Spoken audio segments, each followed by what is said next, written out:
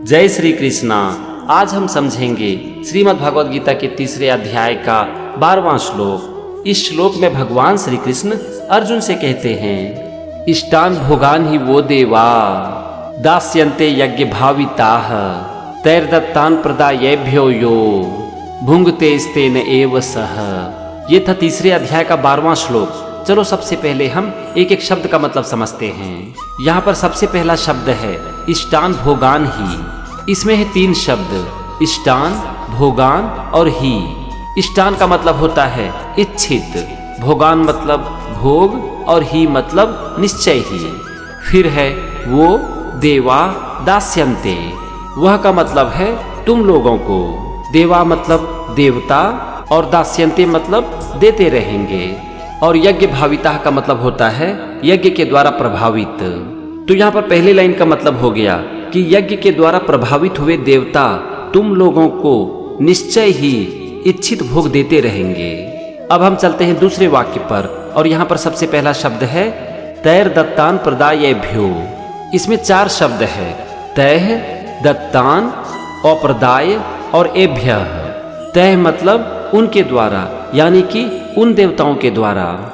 दत्तान मतलब दिए हुए भोगों को, अप्रदाय मतलब बिना दिए, और एभ्य मतलब इनको।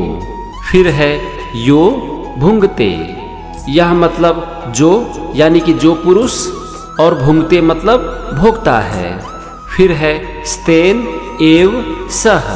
स्तेन मतलब चोर, एव मतलब ही है, और सह मतलब वह। तो यहाँ पर आप देखो दूसरे वाक्य का मतलब हो गया उन देवताओं के द्वारा दिए हुए भोगों को जो पुरुष इनको बिना दिए भोगता है वह चोर ही है। चलो अब हम दोनों वाक्य को मिलाते हैं और समझते हैं पूरे श्लोक का मतलब। भगवान अर्जुन से कहते हैं कि हे अर्जुन, यज्ञ के द्वारा प्रभावित हुए देवता तुम लोगों को इच्छित भोग निश्चय ही देते रहेंगे। उन देवताओं के द्वारा दिए हुए भोगों को जो पुरुष इनको बिना दिए स्वयं भोगता है वह चोर ही है।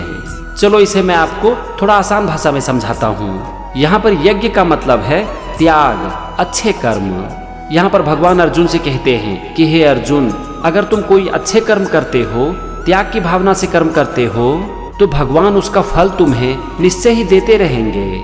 लेकिन जो व्यक्ति अपने अच्छे कर्म के द्वारा पाए गए फल को स्वयं भोग लेता है, दूसरों के साथ बांटता नहीं है, वो एक चोर ही है। मतलब कि अगर हम कुछ अच्छे कर्म करते हैं तो उसका हमें अच्छा फल मिलता ही है, पर उस फल को अगर हम दूसरों के साथ बांटते नहीं हैं तो फिर ये अच्छा काम नहीं है। ये था श्रीमद् भगवद गीता के तीसरे अध्याय का 12वां श्लोक और उसका मतलब। अगले एपिसोड में हम समझेंगे 13वें श्लोक को। तो मेरे साथ बने रहिए और सीखते रहिए श्रीमद् भगवद गीता। जय श्री कृष्णा।